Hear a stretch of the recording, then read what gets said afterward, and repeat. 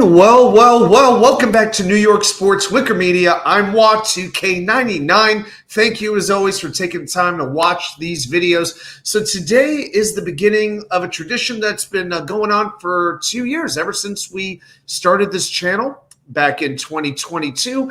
And every week, every Thursday before the NFL week begins, we make our confidence picks for every game on the NFL schedule. Now, for those of you who may be brand new, here's what that means. For week one, there's 16 games. We are going to attempt to pick the winner of every game straight up, no spread, and we are going to rank our confidence with each game. It's not just picking the winners. We got to rate our confidence. From 16 points, that's the game we have the most confidence in, all the way down to one, the game we have the least confidence in, and you can use every number only one time. So most confident game, I give 16, second most 15, and so on.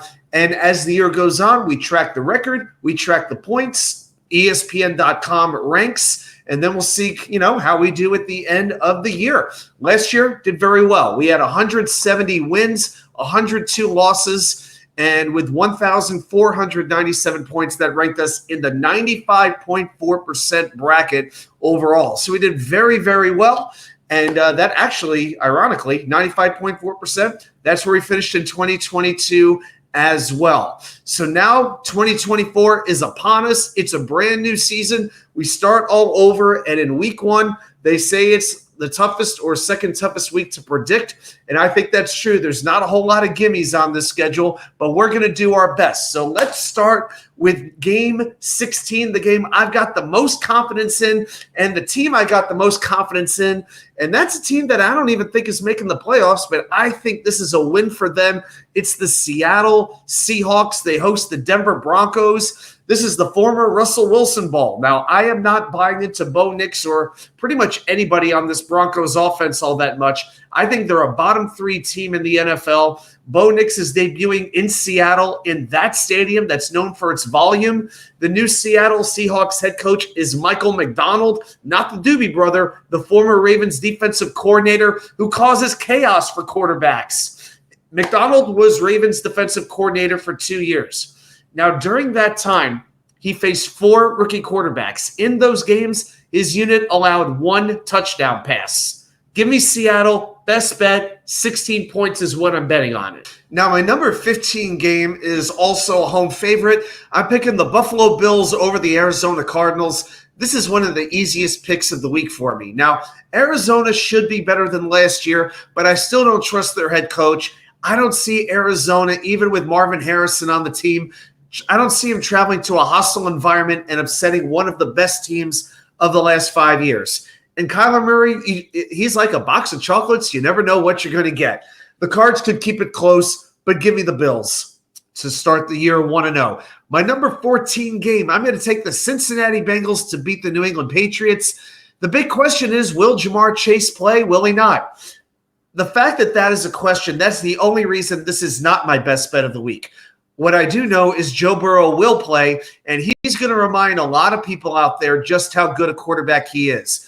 I think Zach Moss was a very underrated free agent signing at running back. Last year had 180 carries, 800 yards, 5 touchdowns. Now, maybe Gerard Mayo, the new Patriots coach, maybe he could coach up the defense to hang there with the Bengals for a while to contain them, but he can't fix one of the worst offensive lines in the NFL. Bengals pull away late.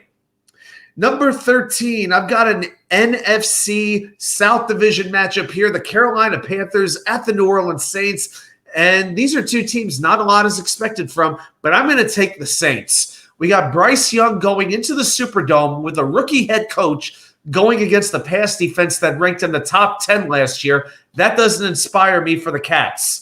Okay, I think New Orleans now, they do have to earn a lot of trust after last year's disaster, and their offensive line scares me almost as much as New England's. But I think with Talise Fuaga, that's going to be a very good draft pick. I think they're able to beat the Panthers. I will say this, though. If you're betting the spread in this game, be very, very careful. But give me the Saints. Number 12, the Washington Commandskins at the Tampa Bay Buccaneers. And once again, I'm taking the home team. I like Tampa Bay. Jaden Daniels debuting against the Todd Bowles defense.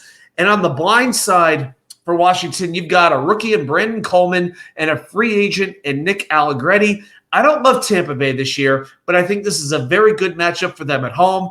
The Tampa Bay wide receivers, I think they're going to go to town against the porous Washington secondary, one of the worst in the game. And by the way, that Washington defense finished last in yards allowed per season. So with Mike Evans and Chris Godwin, I think they could have a very big week one.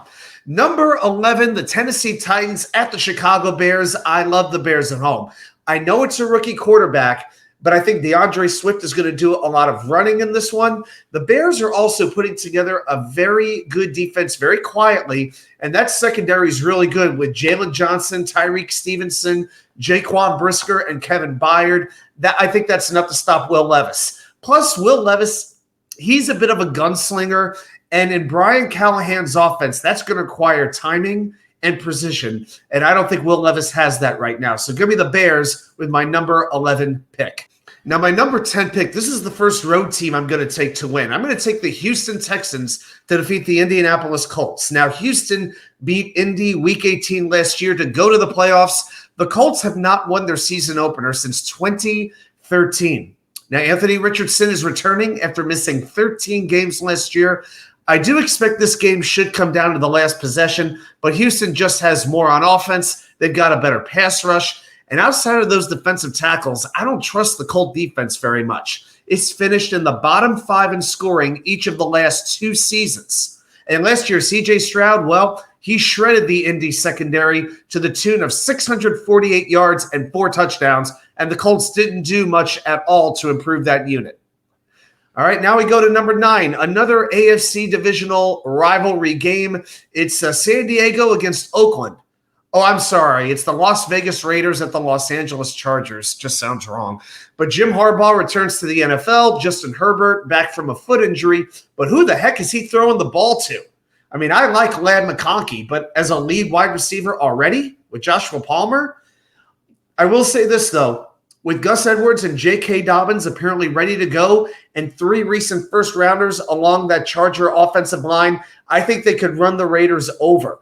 The Raiders, the last 2 years, have ranked 19th and 21st against the run. Okay, can Antonio Pierce, their head coach, can he keep up the magic for a whole year? I don't think he can. If Gardner Minshew is the starting quarterback, I'll go Chargers, number 9. Number 8, Monday Night Football, the New York Jets, my Jets, at the San Francisco 49ers. We know Aaron Rodgers usually struggles against San Francisco. I don't expect much from the passing game early on. Maybe a few big plays here and there. I just don't see consistent success. Not yet. Not while Malachi Corley and Mike Williams apparently need some time to get acclimated. The Jets' running game is going to have to really, really do well. Breece Hall, Braylon Allen, I think Allen may play a bigger role here than most people think. On the other side, with Trent Williams back at offensive line for the Niners, I'm worried about the Jets generating a steady pass rush. And I'm assuming Hassan Reddick will not play. Even if he does, how much can he play? I think it's a back-and-forth game. I think it's a close game. I just don't see the Jets winning on the road against this team. That said, if they were going to play the Niners, now's the time. But I think this stays very close. Number 7, we go from Monday night to Sunday night. Rams at the Lions. This is a rematch of last year's playoff game, which the Lions took by a point. Tough call. I'm taking the Lions. The Rams no longer have Aaron Donald on the defensive line. I think Jahmyr Gibbs will run a lot and run very effectively for Detroit. The Lions roster is one of the most balanced in the game, and I think their defense is much better than what the Rams have to offer. So I'm going to take the Lions, and I think that game comes down to less than 3 points. At number 6, man, these games, like pretty much the second half of the schedule that I'm doing here, very, very tough calls. This is a game I went back and forth on. The Dallas Cowboys at the Cleveland Browns. I think this is one of the most fun games of the week. I took the Cowboys. Now, the Browns, top to bottom, I think would normally have the better roster. And when's the last time that was the case? The early 90s? Man. Now, Dallas is about passing. And the Browns have a great pass rusher and an elite secondary. Plus, the Cowboys are starting a rookie left tackle who's switching over from the right side. But on the other side, I would have said the Browns' offensive line could contain the Dallas defense until I found out Jedrick Wills would not be starting and Jack Conklin would move over from right side to left side. So to me, this comes down to one thing. What version of Deshaun Watson are we going to be seeing here as the Cleveland quarterback? Plus no Nick Chubb either. I was leaning Cleveland, but with a patchwork offensive line, I'm going to go Dallas. Number 5, the Minnesota Vikings at the New York Giants. The marquee quarterback matchup of the weekend, Sam Darnold back at MetLife Stadium against Daniel Jones, coming back from a torn ACL. I'm taking the Giants.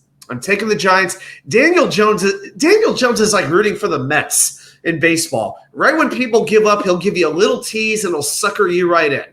But I think the defensive line of Kayvon Thibodeau, Dexter Lawrence, and Brian Burns will force a few turnovers from Darnold. If they can't do that, the Vikings passing attack could cook against the terrible Big Blue secondary. I'll say the Giants win it, but it's close.